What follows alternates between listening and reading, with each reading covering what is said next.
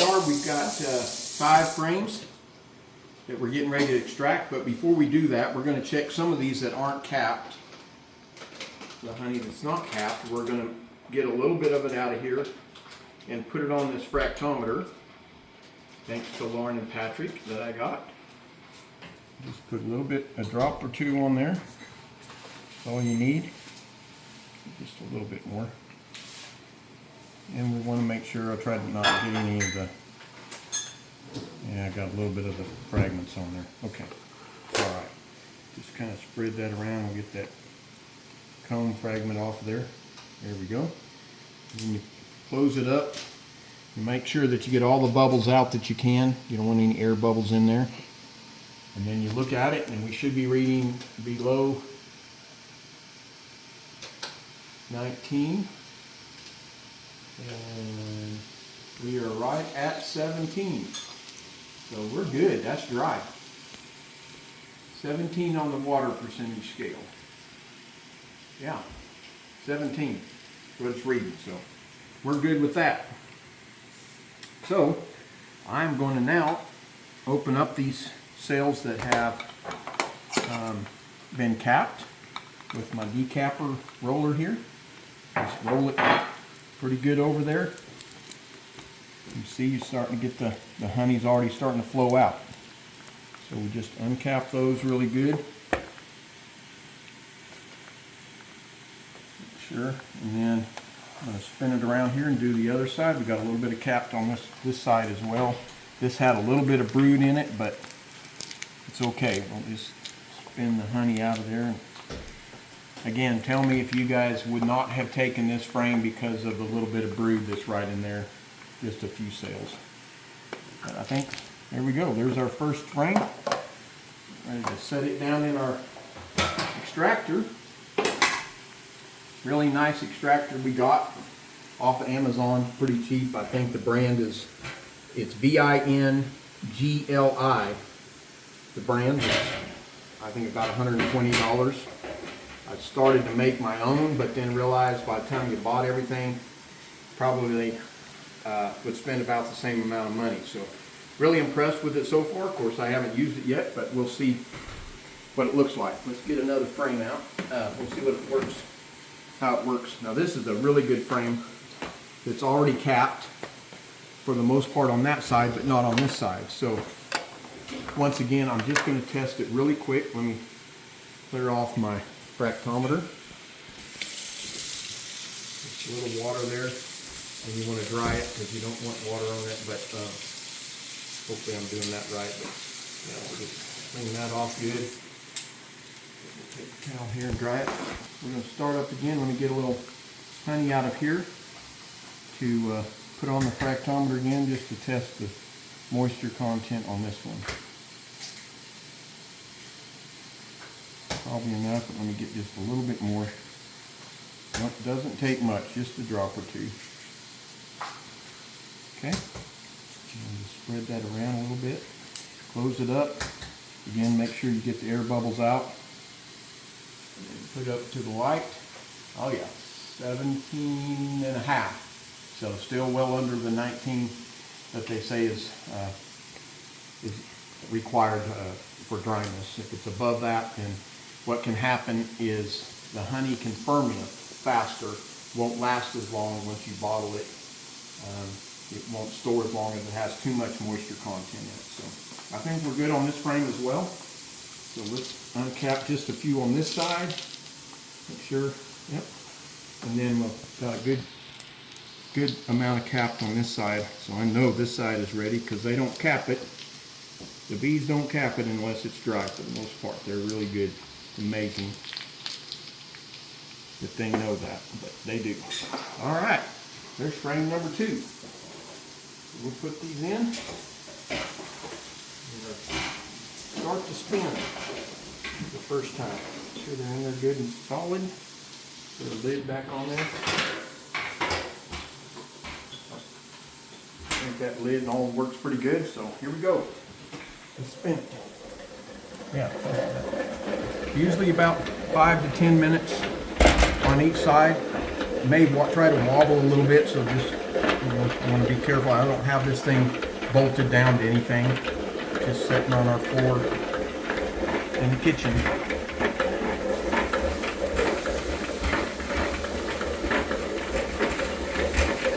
And let it spin like that for a little while.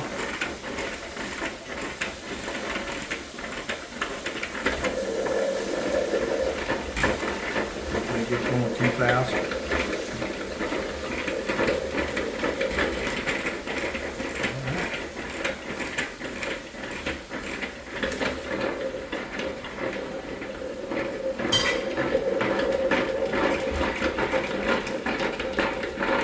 Really easy, it spins real easy.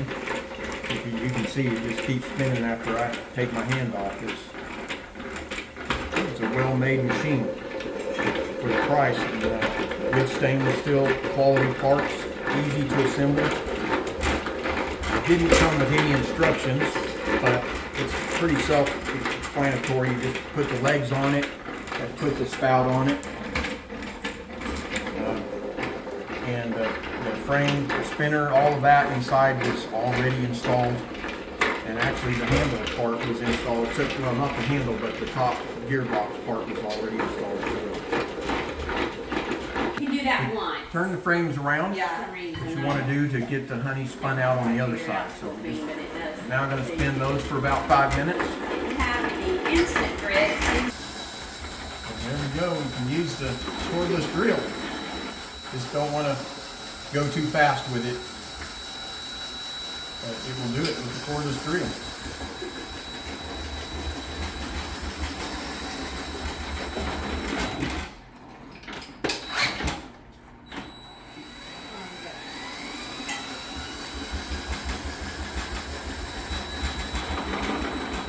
Alright. Should be here.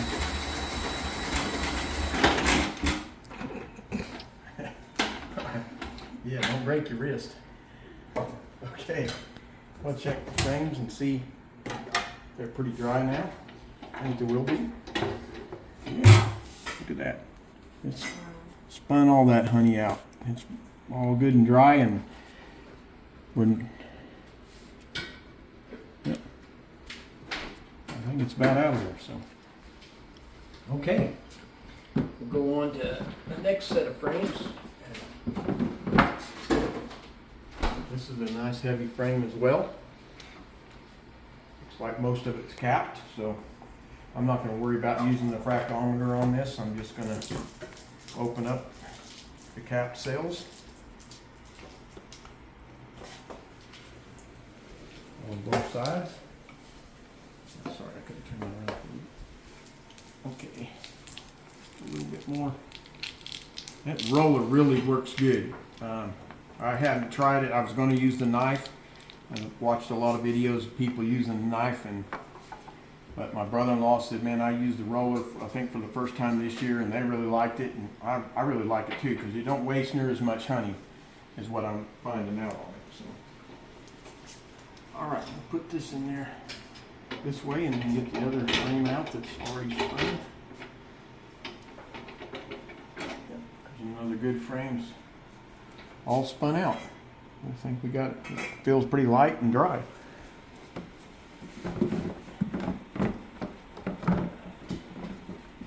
Yeah, nice heavy, another heavy frame. Again, mostly capped, so we don't need to check it with the fractometer. Pretty sure it'll be dry enough, just like the other ones were. Let's get that good and opened up. Try not to lose too much honey in the process. This is also really mostly capped. A real good frame of honey. All right. Put that in there.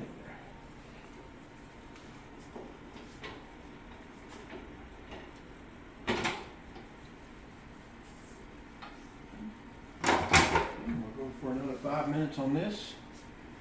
So we spun these on one side. Let's take a look and see. Make sure they're good and dry. Yeah, that looks pretty dry.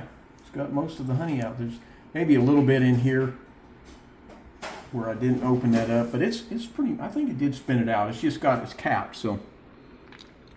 No, there is a lot of honey in there. Yeah, okay. So, maybe I'll just Yeah, roll it again. roll it a little bit more. Trying to figure out how much you need to roll these to open those up, but yeah. I don't want to close it. I feel like if you roll it too much, you're going to end up, push too hard, you're going to end up closing the cell back up, but maybe not. So let me check this other one right quick. Yeah, that's still got quite a bit of honey in it too, so we're not quite done. Yeah. So all right, do a little more spinning here. It's a lot better, I think. Definitely got most of the honey out of there that time. Still maybe a little bit left, but okay, we got to spin this other side. I think it's opened up. Those cells are opened up pretty good. Turn that around. Check the other frame. Yeah, that looks a lot drier, I do believe. So we'll spin it on the other side. There's not nearly much honey on that side, but we'll get what we can out. All right. All right. We're going to try it for the first time on some of Sharon Jean's homemade biscuits. I just can't get better than this. Oh man. Thank you, bees. Thank you, God, for making bees. That's good stuff. All right, so we spun out the last one. There was just a little bit on that side. Got the honey all out of that though, and it really nice and dry. Using that cordless drill really helped, but you definitely need to do it for the full 5 minutes to really make sure you've extracted all of that. But that's nice and light now. So, and looks good and dry. So now the next process is to open up our drain here and start draining out the honey. See what we've got. Look at that pure gold coming out of there. Got a two-tier metal strainer here on the top of the 5-gallon bucket, then with a 250 micron mesh screen that as the final step before it finally gets ready to eat. There's a lot of good honey flowing there. And show them down inside there too, Zach, if you want to. See, we've still got quite a bit to go. I'll have to tip up the pot here in a little bit. Okay, yeah. Oh, I gotta send that to Just Danny. dip it right under there. Oh man, yeah. Whoa, look at that. So what can you do with all this? Okay, so that's just basically leftover beeswax from the comb.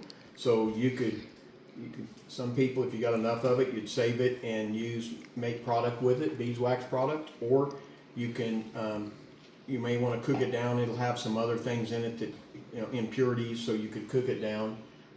Or you could just, I think you could put it back on the combs, on the frames, and they can build out comb with it. But I don't know for sure. Again, if somebody has a better idea on what you do with it, just let me know. Okay, so got a little bit more in there, but not much. We ended up weighing this, and it weighs, with the bucket, it weighs 19.5 pounds. So we figure the bucket and the strainer is probably 1.5 pounds. It's very lightweight, but so we figure we got at least right at 18 pounds, which I understand a pound or a gallon of honey weighs 12 pounds. So that's a little over a gallon of honey, a gallon and a quarter or so. So very pleased for the first year, and just out of 5 frames. If we can get that going next year, get it up to 8 frames or so of honey, that'd be great. So the next step is I'm going to take these frames that have been honey. I don't want to put them back down there because I am about to do a treatment on the hive for varroa mites, and so I want to make sure I don't get these frames contaminated. I'm going to save them for honey, so I'm going to freeze them for several days. Make sure that we freeze any bugs or anything that may be in there, mites or small hive beetles, whatever. Freeze that out, and then save these frames to put back in after I do the treatment, and that way they won't be contaminated with the treatment, is what I understand. So I'm gonna put some sugar water down there this afternoon and back in the hive. Put a couple of other frames in that I'm gonna put the beeswax on, and maybe some of the tailings from that we strained out of this extraction. And then we'll put the treatment in, and they'll be good to go till fall. And hopefully they'll be able to build out some more honey frames, and that'll get them through the winter. So, thank you guys for following along.